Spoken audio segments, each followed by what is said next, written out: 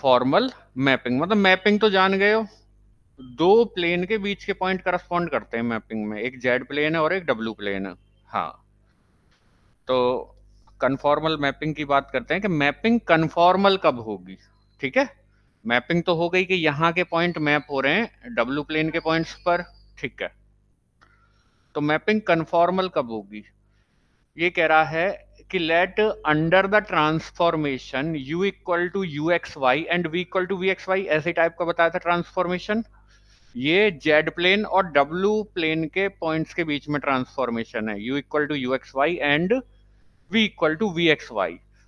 The point, एक point P है, the point P x0 y0 of the z plane, ये point कहां है, जेड प्लेन में है, be mapped into the point P dash u0 v0 of the डब्ल्यू plane. यानी कहानी कैसे शुरू हुई, कहानी ऐसे शुरू हुई कि आपके पास एक तो जेड प्लेन हो गया, एक तो हो गया जेड प्लेन, रुक जाओ एक सेकंड,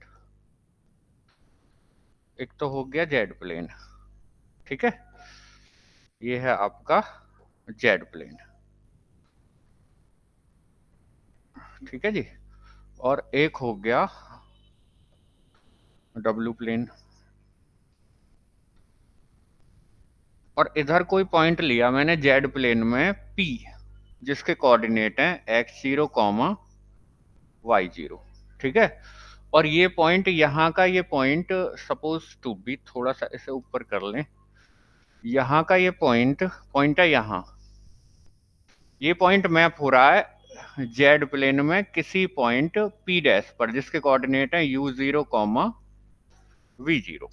कोई दिक्कत तो नहीं, अभी पहले मैं यहाँ समझा देता हूँ। ठीक है, अब सपोज टू बी यहां कोई कर्व है C1 और एक कर्व है C2, पॉइंट क्या है P।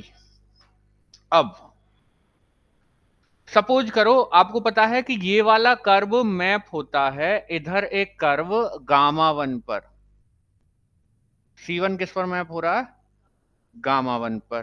ठीक है, और ये वाला जो C2 है, ये C2 मैप हो रहा है गामा 2 पर। ठीक है, C2 किस पर मैप हो रहा है, गामा 2 पर। अब दोबारा से समझे, कोई ट्रांसफॉर्मेशन है आपका सिंपल सा, u is equal to u x y और v is equal to v x y. तो हम एक चीज जान चुके हैं कि इस ट्रांसफॉर्मेशन के अंडर जेड प्लेन के पॉइंट मैप होते हैं डब्ल्यू प्लेन के पॉइंट्स पर। तो ये P पॉइंट मैप हो रहा है P डैश पर, ये C1 कर्व मैप हो रहा है गामा 1 कर्व पर, C2 कर्व मैप हो रहा है गामा 2 कर्व पर। ठीक है, अब इन दोनों कर्व के बीच में जो एंगल है ये वाला, इन दोनों कर्व के बीच में जो एंगल है, अगर वो सेम हो इन दोनों कर्व के बीच में एंगल के, ठीक है, इन दोनों कर्व के बीच में जो एंगल है अगर वो सेम हो इन दोनों कर्व के बीच में एंगल के, ठीक है। अब सेम होने का मतलब है एक तो मैग्नीट्यूड में सेम होना चाहिए, मैग्नीट्यूड का मतलब है अगर यहाँ 30 डिग्री है तो यहां भी 30 डिग्री है, तो एक तो सेम होना चाहिए मैग्नीट्यूड में। ठीक है, एक तो सेम होना चाहिए मैग्नीट्यूड में और एक सेम होना चाहिए सेंस में भी। सेंस का मतलब है यहां भी मैं एंटी क्लॉकवाइज मेजर कर रहा हूं और यहां भी कैसे मेजर कर रहा हूं, एंटी क्लॉकवाइज। तो आपको दिखाई दे रहा है कि इन दोनों कर्व के बीच का एंगल इन दोनों कर्व के बीच के एंगल के बराबर है, दोनों में ही, मैग्नीट्यूड में भी और सेंस में भी। तो ये जो मैपिंग है आपकी, ये मैपिंग कहलाएगी कन्फॉर्मल मैपिंग। आई बात समझ में? ठीक है, और अगर खाली मैग्नीट्यूड में सेम आ रहा है, सेंस में सेम नहीं आ रहा, तो फिर ये कन्फॉर्मल नहीं होगी, फिर होगी ये आइसोगोनल। दोनों में होनी चाहिए, मैग्नीट्यूड में भी सेम होनी चाहिए, यानी डिग्री में भी सेम होनी चाहिए, और सेंस में भी, कि आप क्लॉकवाइज मेजर कर रहे हो या एंटी क्लॉकवाइज मेजर कर रहे हो। तो सिंपल कुछ नहीं है, आपके पास एक ट्रांसफॉर्मेशन है, ठीक है, जेड प्लेन का एक पॉइंट है पी और डब्ल्यू प्लेन का एक पॉइंट है पी डैश, ठीक है, इनके कोऑर्डिनेट गिवन है। तो यहां मैंने दो कर्व लिए जो इंटरसेक्ट कर रहे हैं किस पॉइंट पर, पी पॉइंट पर। इन दोनों कर्व के नाम है C1 और C2। Suppose to be C1 curve map होता है गामा 1 पर और C2 कर्व मैप होता है गामा 2 पर। अगर इन दोनों के बीच में जो यहां एंगल है वो इन दोनों के बीच में एंगल के इक्वल आ रहा है in both magnitude and sense, तो ये जो ट्रांसफॉर्मेशन या मैपिंग है कैसी मैपिंग कहलाएगी, कन्फॉर्मल मैपिंग। बताइए कोई दिक्कत आई हो तो। क्लियर हो गया, ठीक है।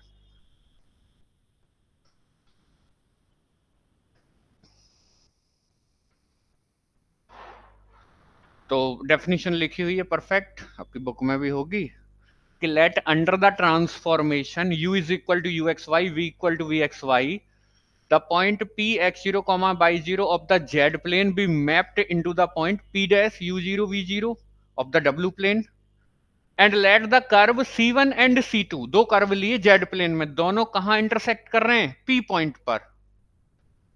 let the curve c1 and c2 intersecting at x0 y0 be mapped respectively into the curves gamma 1 and gamma 2 intersecting at u0 v0, मतलब गामा 1 गामा 2, c1 मैप हो रहा है गामा 1 पर और c2 मैप हो रहा है गामा 2 पर, और दोनों ये इंटरसेक्ट कर रहे हैं p डैश पर।